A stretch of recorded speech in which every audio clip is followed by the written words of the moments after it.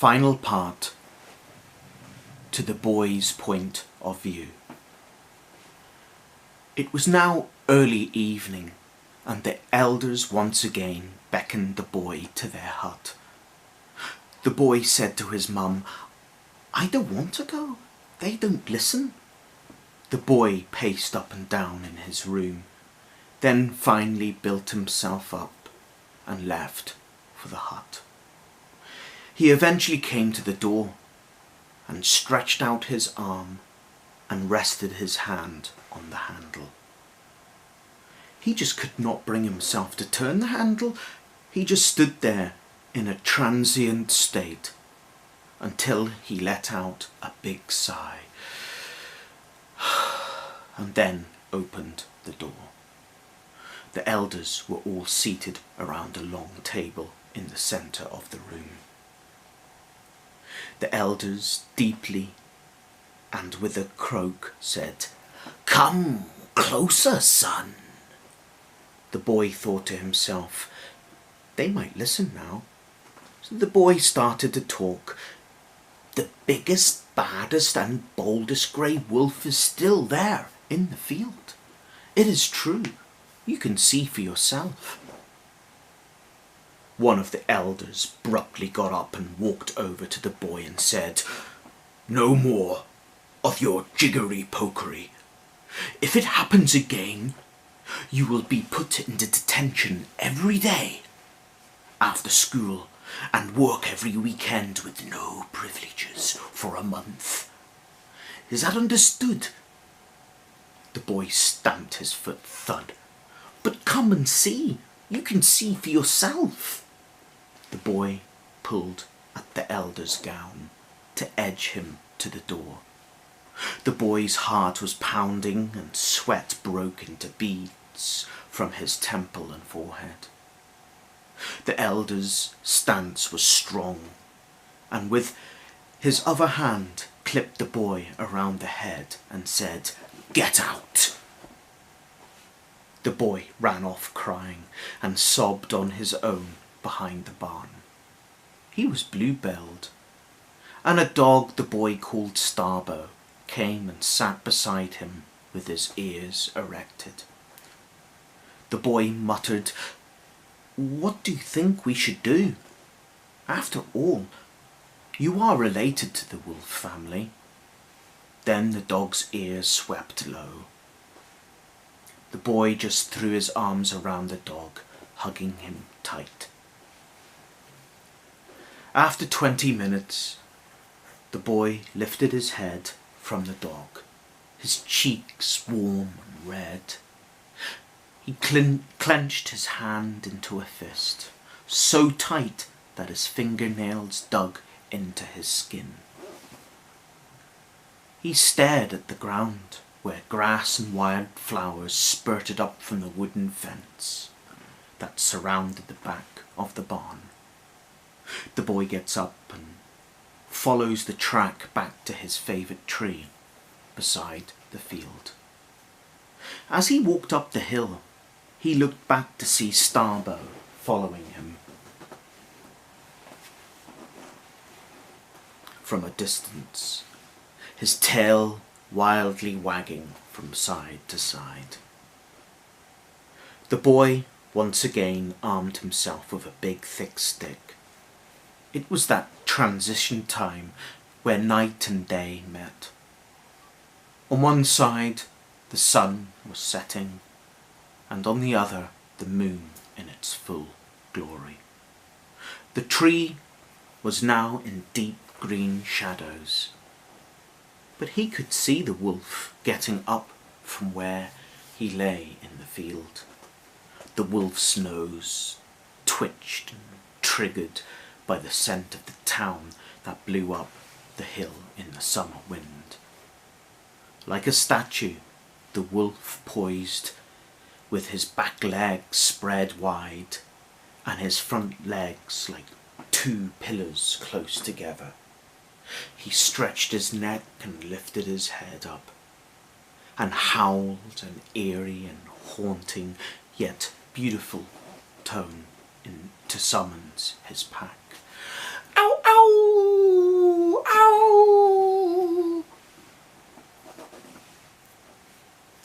A proud leader awaited his company of companions. Suddenly, movement and rustling came from the thicket.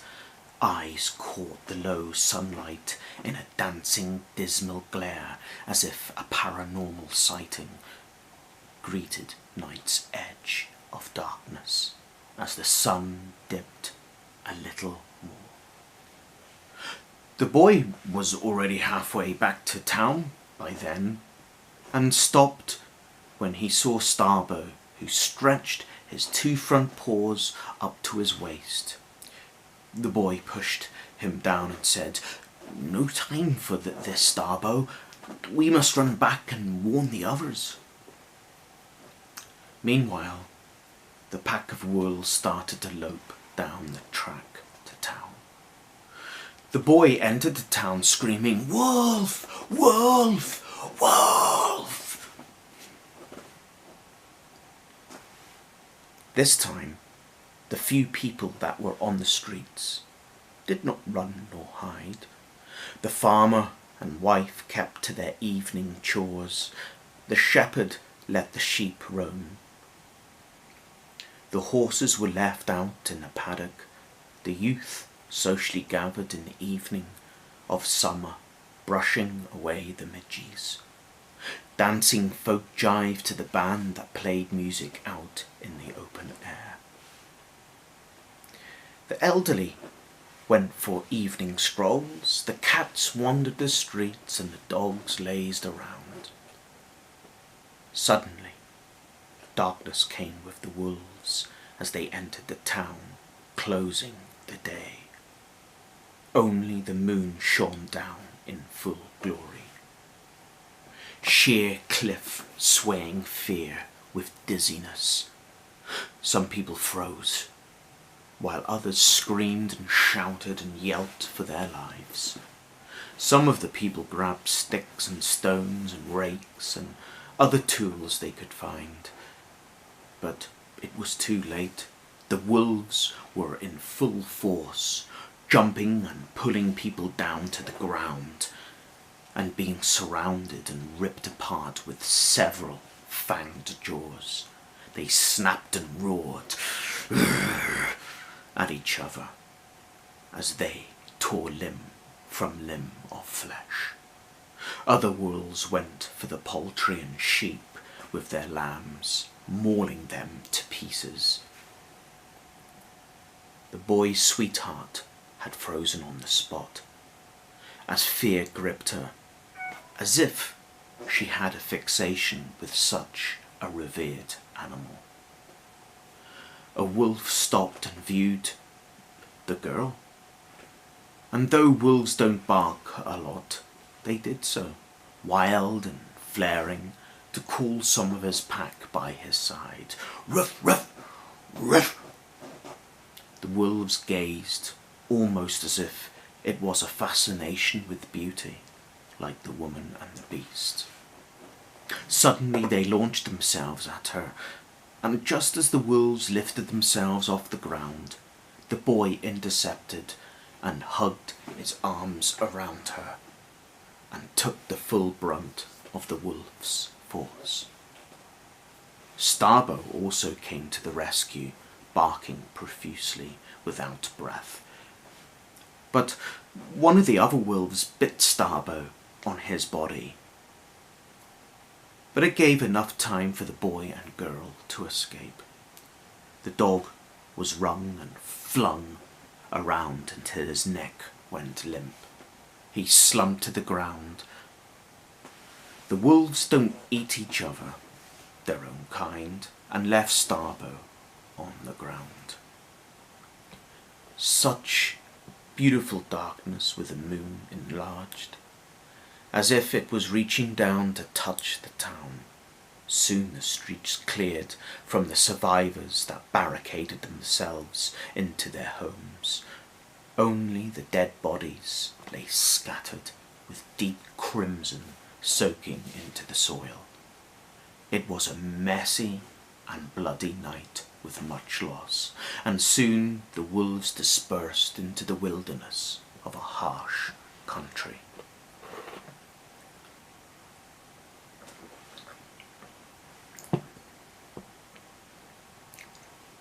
The people cried, and heaven's tears of a rain-filled morning washed away the uncomfortable red stains that had splattered the display on fences and homes, which complemented the green jewel of the morning. Such controversy of a mournful atmosphere. The boy and the girl put their arms around each other and wept. Leaning back from him, she said, "We must both go and see the elders." The girl knew the rumours of the boy's sadistic games, but she always believed in him. She took his hand and they both walked over to the elder's hut.